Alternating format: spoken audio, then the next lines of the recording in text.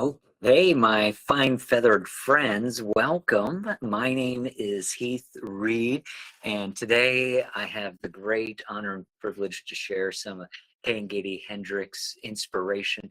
Today, I thought, as a lot of us are coming out of Thanksgiving, we've been perhaps feasting much with our family or our friends and building into this holiday cheer, this weaving together of community, but also an opportunity to come together and share our abundance and find ways to be grateful. And so I thought, in the image and inspiration of a cornucopia, one of those big cone shaped things with all the foods, so prosperity and abundance pouring forth, I thought we'd do like abundantly prosperity, growing and feasting on fear melters and really getting friendly with those. So some of you are familiar with the idea that we can shift from fear to flow by melting fear.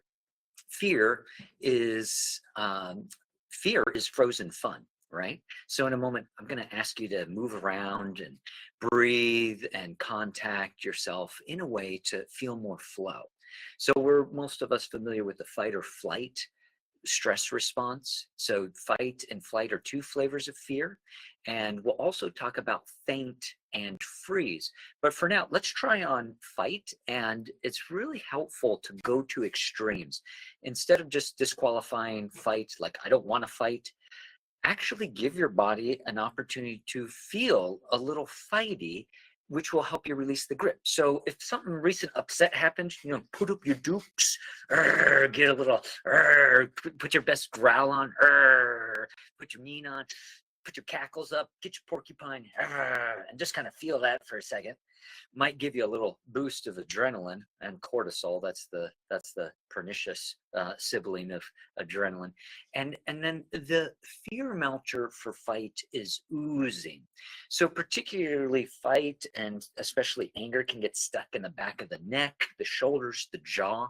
So oozing, especially those areas, and I'll invite you to do some shoulder rolls, all the while giving yourself generous breaths. Maybe explore with your arms a little, going up and around you, letting your eyes follow your body movement, or letting your eyes do something different than your body's movements, and all along breathing and bestowing the breath of life in, through, and around you. A couple breaths like this. Maybe lift and squeeze, squeeze, squeeze. Inhale, inhale. Exhale, audible sigh, make a big deep Try two more like that. So feel what it feels like. Sometimes we put the weight of the world on us. We carry everybody's stuff, even things that aren't ours, and then exhale.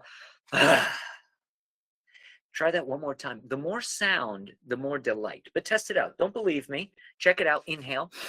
A little higher on your shoulders. A little more breath. Higher shoulders. A little more baby breath. And then exhale. Drop it like it's hot. So anytime you're feeling a little stuck or you're feeling resistance, it's kind of challenging just to go from resistance to peace. So sometimes it's nice to exaggerate the resistance, tighten all the muscles and gloriously release. So oozing, that is the fear melter for fight. And then we have flight. We see something we don't like, we get out of dodge. Sometimes we physically take ourselves out of the room, but sometimes we just energetically take ourselves out of the conversation, or mentally, emotionally withdraw from the relationship or the communication, and we kind of flee. We don't like what's being talked about. It's uncomfortable. We're not liking how we're feeling, and we might flee either into our head, out of our body, or even into the future, especially if we're planning like a better argument against whoever we're feeling stressed with. So this, I'm going to invite you and encourage you to please join me in standing, because flee is the idea of, oh my gosh, I gotta go. And again, I encourage you to exaggerate that. Oh my gosh, I gotta go, gotta get out of here. You can flee with your breath. Little baby bird sips of air, or you can flee with your body. Like, gotta go. Don't look. If you don't look, it doesn't exist. And then you feel how that energy kind of goes up, and out, and there's not a whole lot down here. So the fear melter for flee is to root. So I'm going to push back my camera a little so you can see my lower body a bit as well. And I've got my legs a little wider than shoulder. You could even have it wider. The wider your legs are, the more challenging. But it really helps activate your legs, your foundation, your core. And I want you to maybe bend one knee and straighten the other as you do a little side lunge from side to side. Good. Feeling your hands maybe on your hips. You can press your seat back a little. And as we go to the sides, don't let your knee come forward. Instead, push your seat back. Good. And feel that nice stretch on your inner leg. And I'll give you a little more visual where we're trying to go sideways with our hip, right? Sideways and back like it's being pulled back, but we're stretching the inner adductor. One or two more like that. Notice if you're getting a little more warmth, a little more presence. And then pause. Like the bottoms of your feet had screw caps, and you can corkscrew your feet into the ground. Feel that channel open up, grounding. Feel your breath expand. Let your chest be broad and wide. Stand powerfully. And if you want to help open your shoulders, you can do a little karate chop on the side of your hips. Stretch your thumbs back, and that'll help open up your chest, your lungs. It'll even soften your shoulders. Maybe a little more bend in your knees. And remind yourself, you're in a safe space. Your body is a safe place to explore, to co-create with. You're setting up your space here to feel like you can create and give attention to whatever it is you most need. So that's the rooting energy. For fight, we ooze. For flight, we root. For freeze, so, oh my gosh, you heard a big bang. Like the eyes of the deer. Ah!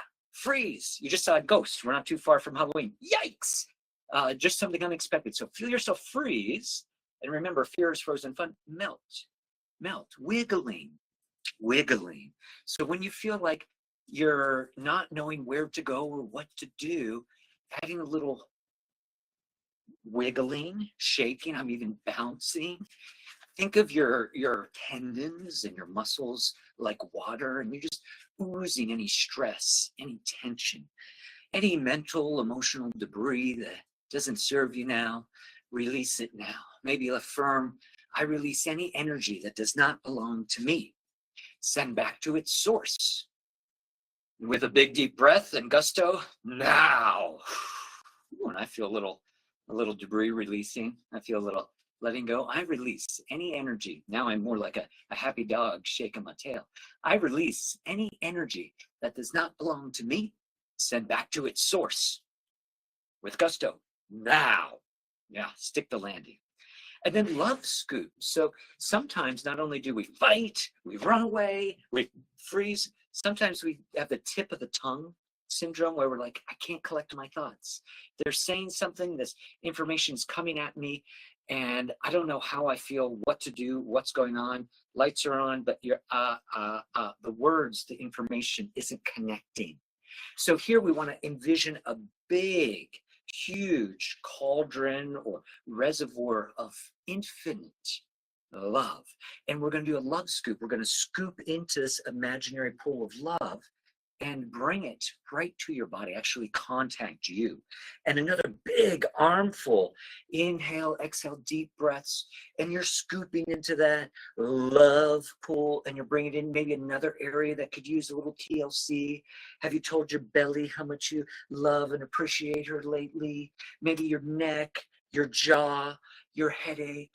Maybe there's certain things that feel unlovable that you could give a little contact, a little connection.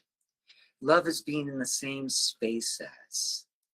If you'd like, you could try this, all of this seated as well. And when we get to a little love scooping, sometimes it's nice to kind of luxuriate with it. So here's a nice one. You can start with a prayer over your head and bring it down the back of your neck. And any tension, any stress off the back of your neck, just scoop it off. This is a medical Qigong exercise called a Qi wash or a Qi shower. And so just gently brushing, it's like you're still using the love scoop, and you're using the love to fill in the spaces that you're releasing the stress off the back of your neck. How about the sides of your neck? This also helps release and steady your your vagal tone, backwashing what's called your triple warmer or sand jiao meridian. Get the other side. We're soothing our jugular or carotid artery, but also our vagus nerve that's directly connected to our stress or relaxation response. Maybe the front of the neck, if that feels accessible. And all of this with the quality of contacting yourself with love, as though you are adoring and affectionately curious with you. You're not only feeling the contact of your hand to your body, but you're also noticing how your hands feel from the inside of your body. Maybe take a place to pause. It could be your neck, your shoulders, your heart, your back, your belly, your legs.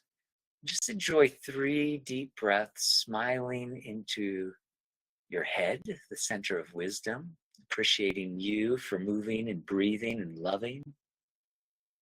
Smile into your heart, appreciate that supreme center of feeling for being open to explore and feel. And breathe into your belly, your core, the essence of you, the first place you were nourished through umbilicus.